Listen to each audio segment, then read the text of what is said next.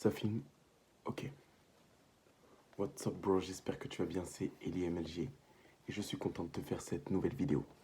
Alors aujourd'hui, on va continuer notre lecture de Debt Curse qui est un livre qui va te permettre de pouvoir te sortir de la dette. D'accord? Donc si tu es actuellement endetté, c'est justement la vidéo qu'il te faut pour pouvoir bien comprendre comment tu vas pouvoir sortir de la dette en sachant que le chapitre 4, c'est tout simplement sortir de la dette, le titre du chapitre 4, donc c'est énorme. On continue d'avancer encore ensemble au niveau de la lecture de ce livre. Alors aujourd'hui, je vais te parler du chapitre 3. Et le chapitre 3 pardon, qui parle de Hanky Panky. I have not yet begun to fight. Donc, je n'ai pas encore commencé à me battre. Et Hanky Panky, ça veut tout simplement dire mon choix. Je vais te donner dans cette vidéo 5 points importants que tu vas retrouver dans ce chapitre 3. Donc, bien entendu, ce livre est en anglais. Il n'est pas du tout en français. Il n'a pas été traduit. Donc, l'objectif, c'est que je te donne les points clés, d'accord, directement, pour que tu puisses savoir et comprendre qu'est-ce qui est dit dans ce livre, car ce livre a été créé en 2023. Mais vu que nous sommes en retard par rapport aux États-Unis, c'est un livre qui est d'actualité. C'est parti. N'oublie pas, avant de commencer, de liker, commenter et t'abonner pour ne pas louper le reste qui arrive au niveau surtout du chapitre 4 qui va arriver demain. Donc j'ai hâte de te le faire. C'est parti. Donc concernant le chapitre 3, il te parle tout simplement d'aspiration à l'indépendance. Quand je veux dire l'aspiration à l'indépendance, il parle tout simplement que il commence par affirmer que la majorité des Américains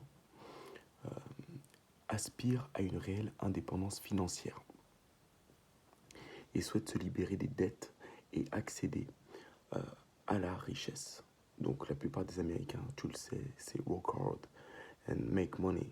Ils veulent tous être riches, d'accord? Et ils critiquent les obstacles mis en place par le gouvernement fédéral qui entravent cette indépendance.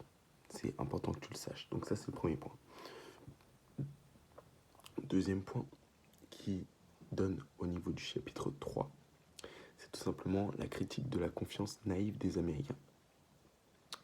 Il décrit les Américains comme trop souvent confiants, ce qui les rend vulnérables aux manipulations du gouvernement et des grandes entreprises financières, lesquelles tirent profit de cette naïveté pour enrichir leur coffre au détriment du citoyen moyen.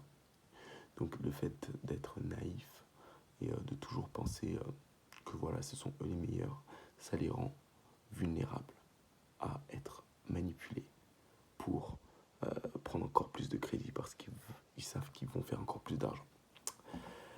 Il parle aussi d'un autre point, donc le troisième point auquel il parle, c'est l'épidémie de dette. Waouh! Donc, je vous le dis, ce livre a été créé en 2003 et il parle encore d'épidémie. Donc Trudeau, il expose l'ampleur alarmante de l'endettement aux États-Unis, avec des chiffres soulignant l'accroissement quotidien de la dette nationale. Actuellement, la dette nationale des États-Unis est immense.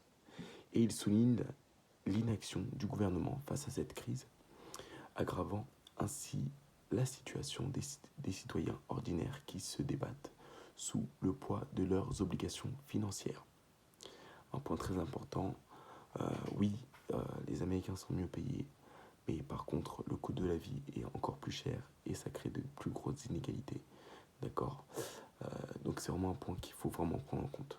Et tout le monde est obligé de cumuler 2, 3, 4 jobs pour finir les fins de mois. Et on commence à observer ce phénomène en France. Le quatrième point auquel Kevin Trudeau parle, c'est qu'il parle de partenariat nuisible entre grandes entreprises et gouvernements. Ça te dit quelque chose, les GAFAM? Alors, le texte dénonce les collaborations entre le gouvernement et le secteur financier qui exploite les citoyens américains. Et Trudeau, il illustre ceci par des pratiques telles que des faillites des entreprises qui vont tomber en faillite, des défauts de paiement de prêts hypothécaires et le fameux scandale des prêts étudiants, montrant comment les lois sont manipulées pour favoriser les grandes entreprises au détriment des individus. Donc ça, c'est vraiment le 4e point auquel Kevin Trudeau fait face lors de ce chapitre Hanky Pranky.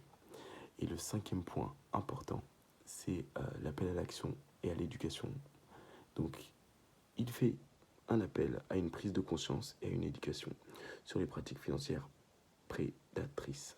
Et il suggère que la connaissance et la compréhension des tactiques employées par les grands prêteurs qu'on appelle les banques, et même les grands actionnaires et le gouvernement peuvent permettre aux citoyens de mieux se défendre et de lutter pour des changements significatifs. Donc ce chapitre illustre clairement la position de Trudeau contre la manipulation économique et politique qui affecte les citoyens américains et plaide pour un renouveau de l'intégrité et de la responsabilité de la gestion financière et gouvernementale. Donc voilà les points de ce chapitre 6. J'espère que ça t'a servi à quelque chose. Il faut qu'on reprenne la main au niveau du gouvernement et au niveau des systèmes financiers. Moi, j'ai hâte de te faire le prochain chapitre, qui est le chapitre 4, où on va t'expliquer tout simplement comment sortir de la dette. Donc je te dis à très vite pour la prochaine vidéo. N'oublie pas de liker, commenter et de t'abonner. Et on se dit à demain. C'était Eli MLG. À très vite. Ciao, ciao.